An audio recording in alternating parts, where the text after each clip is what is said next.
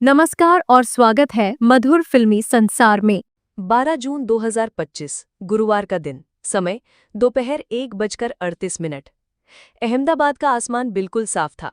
Air India की flight AI 171 London के लिए उड़ान भर चुकी थी।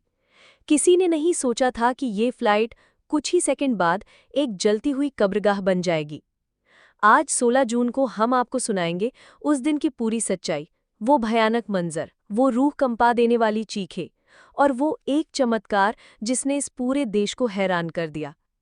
सुबह से ही एयरपोर्ट पर हलचल थी। लोग अपने बोर्डिंग पास थामे कैमरे से फोटो ले रहे थे।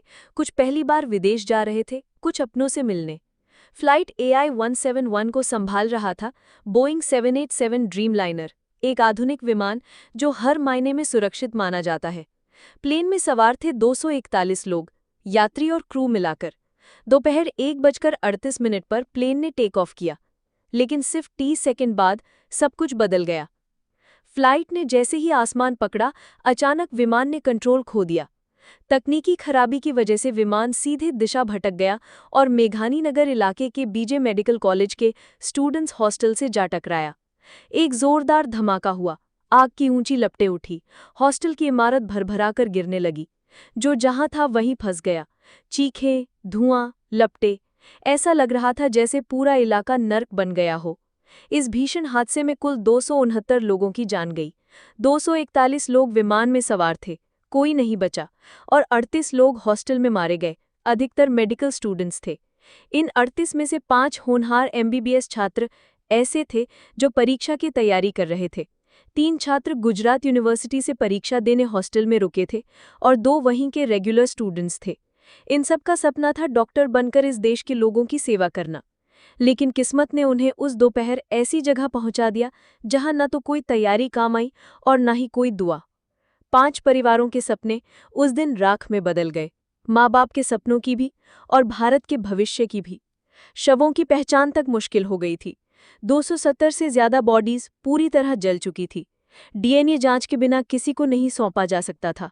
माँ बाप, भाई बहन अस्पताल के बाहर बैठे बस एक नाम सुनने को तरस रहे थे कि उनका बेटा, उनकी बेटी कहीं से बचकर लौट आए। लेकिन इस पूरी तबाही में एक नाम सामने आया, विशाल कुमार रमेश। ब्रिटिश भारतीय मूल के ये युवक फ्लाइट की सीट 11A पर बैठे थे और वो अकेले बचे। जी हाँ, 269 लोगों की मौत के बीच एक आदमी जिंदा बचा। डॉक्टरों ने कहा यह मेडिकल साइंस नहीं बल्कि मिरेकल है। किसी को समझ नहीं आया कि जब पूरा विमान जलकर खाक हो गया तो सिर्फ विशाल कैसे बच गए। आज भी लोग पूछते हैं, क्या 11A कोई लकी सीट थी या ये किस्मत का करिश्मा? हादसे के तुरंत बाद मुख्यमंत्री और फिर खुद प्रधानमंत्री नरेंद्र मोदी ने घटनास्थल का दौरा किया। सभी अस्पतालों को अलर्ट किया गया। DNA लैब्स 24 घंटे काम कर रही थी। रेस्क्यू टीमें लगातार काम करती रहीं। विमान का ब्लैक बॉक्स बरामद किया गया है। अब aircraft engineer, DGCA, FAA, NTSB और बोइंग की टीमें मिलकर जांच कर रही हैं। शुरुआती रिपोर्ट कहती है शायद इंजन में इलेक्ट्रिकल फेलियर हुआ था जिससे शॉर्ट सर्किट हुआ और पूरा कंट्रोल सिस्टम फेल कर गया।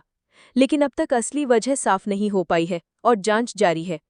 आज 16 जून है, ठीक 4 दिन हो गए इस हादसे को हुए, लेकिन देश अब भी सदमे में है। हर दिल दुखी है, हर आंख नम। इस वीडियो के जरिए हम सिर्फ एक खबर नहीं, एक इमोशन, एक सच्चाई और एक चीत्कार को आवाज देना चाहते हैं। उन मासूमों की कहानी जो घर से निकले थे सपनों के साथ और लौटे नहीं। इस हादसे ने एक बार फिर हमें दिखा दिया कि जिंदगी कितनी अनिश्चित है। टेक्नोलॉजी चाहे जितनी भी उन्नत हो जाए, किस्मत के आगे सब बौना है। हम प्रार्थना करते हैं उन सभी आत्माओं के लिए और शक्ति देते हैं उनके परिवारों को। अगर ये कहानी आपके दिल को छू गई हो तो इस वीडियो को शेयर ज़रूर करें। ऐसी ही सच्ची कहानियों के लिए सब्सक्राइब कीजिए मधुर फिल्मी संसार। हम मिलते हैं अगली कहानी में। तब तक अपना ख्याल रखिए और याद रखिए, जिंदगी एक उड़ान है, लेकिन कब लैंडिंग हो जाए कोई नहीं जानता।